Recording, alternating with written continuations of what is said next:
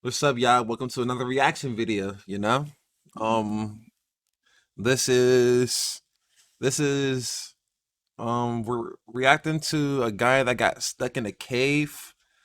He got stuck in a cave, passed away. They couldn't get him out. So yeah, we're reacting to that. And if you're wondering why I had the same shirt on from last reaction, it's because I recorded another video right after that reaction. So what about it? What about it? It's just me in this room and a camera with some lights, a computer. Do something. All right, let's start this up. Cave exploring, also called spelunking or potholing, Spelunking. is a pastime made for risk-seeking adventurers who aren't afraid to trek through some of the darkest, most unmanageable places on Earth. Exploring a natural cave system and conquering its obstacles is just another You see how he's exhilarating way crawling for these through? adventurers to push their Couldn't be potential me. and feel closer to Mother Nature. But as with all dangerous hobbies, the chance of death is always looming, and whether novice or expert, the simplest mistake may just be your end.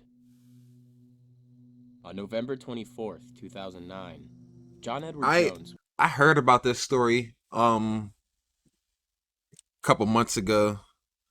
Um Shit was crazy to me. I was looking at it, and I never like researched about it too much. That's why we're reacting to it together. But I'm like, damn, bro. Like, because I remember this one movie. There was this one movie called, I think, 120 something hours. It's with I think his name's James Franco, the dude from Spider-Man.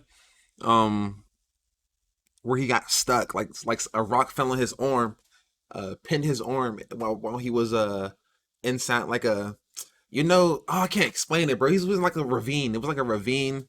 A rock fell, pinned his arm. He was literally stuck for days, by himself. Nobody. He was screaming. Nobody could hear him.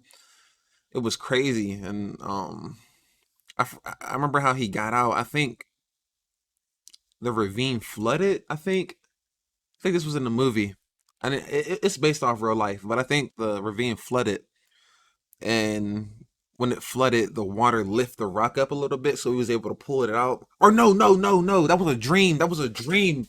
That was a dream, bro. He deadass had to cut his arm off, bro. I'm sitting here explaining the dream in the movie to y'all. No, bro, no. This man had to cut his arm off, amputate it, bro, dead ass. And I think to this, he's alive to this day. He just don't got a forearm. His forearm is gone. His right forearm. It's sad, bro. But let's continue. Was visiting family in Stansbury Park, Utah for Thanksgiving. The family decided to do some cave exploring like they used to when John was a kid. They chose a popular location they'd never been to before called Nutty Putty, which was named after the soft brown clay lining the cave's interior. Around 8 p.m., John entered the cave with 10 other friends and family members and began exploring a large chamber known as the Big Slide. The Soon big after, slide. John and his brother Josh split from the group with 2 other friends to find a more challenging section of the I cave see. called the Birth Canal. When the four decided to go separate ways to look for it, John picked a waist-high hole to explore and went in head first. He found no place big enough to turn his body around and leave the tunnel, so he kept going. John The eventually saw a fissure that turnaround. dropped nearly straight down in front of him, which may have appeared to widen out at the bottom, giving him a spot to turn around. Rescuers believe John sucked in his chest to investigate the fissure, sliding his torso over a lip of rock and down into the 10-inch wide side of the crevice. But when his chest expanded again, he was stuck. He was Instead of stuck. widening so John could get out, the crack grew smaller and all but closed. Struggling to free himself only made John slide deeper into an even tighter 8.5-inch wide section of the fissure. One arm Damn. pinned underneath him, the other forced backward by an outcropping of rock. His headlamp was also knocked off. When John's brother Josh heard his older brother was stuck, he made his way down the waist-high tunnel to help him.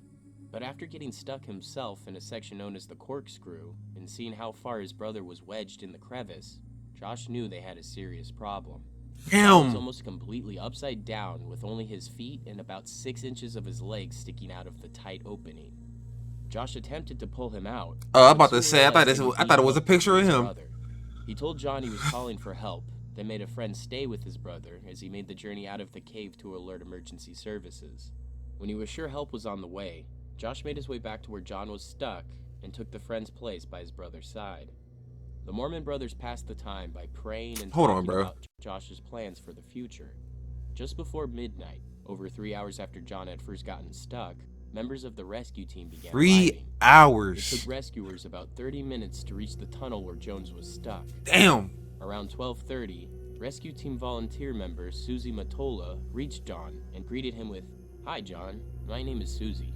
How's it going?" John's reply sounded distant. "Hi, Susie. Thanks for coming, but I really want to get out." "Oh, no worries, John," she told him. "You're going to be out of here lickety-split." As Susie analyzed the situation, though, she knew it was not going to be an easy task. Damn. The 6-foot, 200-pound Jones was encased upside down by a tight crevice, except I'm for a sick. small section. I'm 6 foot 200 pounds, bro. I mean, I know that's not probably exact measurements that they just gave me, but like, damn, like,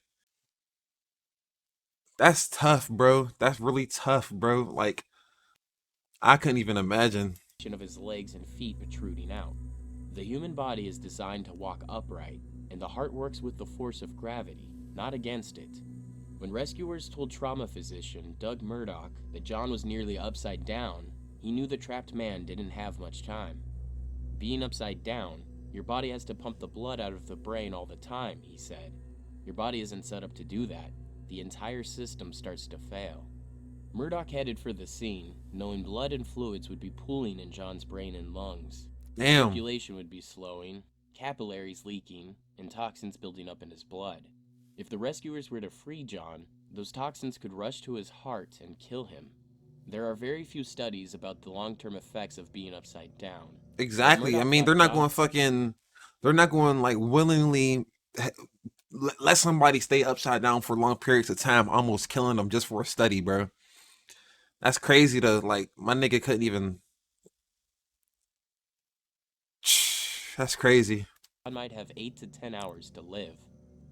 They attempted to tie a rope around John's legs and pull him out, but the friction of the rope on the rocks of the cave walls was just too great. The small space they had to work with, and the depth that John was stuck, also made using big equipment impossible. Many chisels and a drill were used to widen parts of the cave. However, the smaller tools were not working fast enough.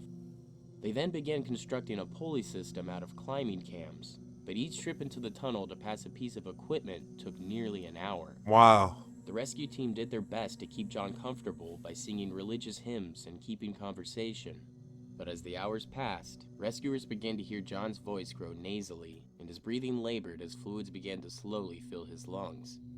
When they finally got the pulley system operational and began inching John out of the crevice, his feet hit the tunnel's low ceiling. With his heart struggling to pump blood into his legs, the contact made him scream in pain. That's when the rescuers came to a horrible realization. The angle of the tunnel meant they couldn't bend John's body backwards without likely breaking his legs. In his weakened state, the shock could kill him, and the cams anchoring the pulleys were slipping from their places on the cave walls. Around 24 hours later... This whole situation, bro, is just bad, bro. That's tough. Like, it's deadass almost like it was that time, bro. Little progress, and John was beginning to have a very difficult time breathing. Over 100 men and women worked tirelessly to free John from his prison. Unfortunately, 27 hours into the rescue, Jones became unresponsive. Just before midnight on Wednesday, November 25th, John Jones was declared dead. The 26-year-old medical student left behind his wife, Emily, a 1-year-old daughter named Elizabeth, and another child that was expected to be born in June of 2010. After his death, the Nutty Putty Cave was closed, and the entrance was eventually sealed with cement, with John's body still inside. Damn, and he's still there? What the fuck?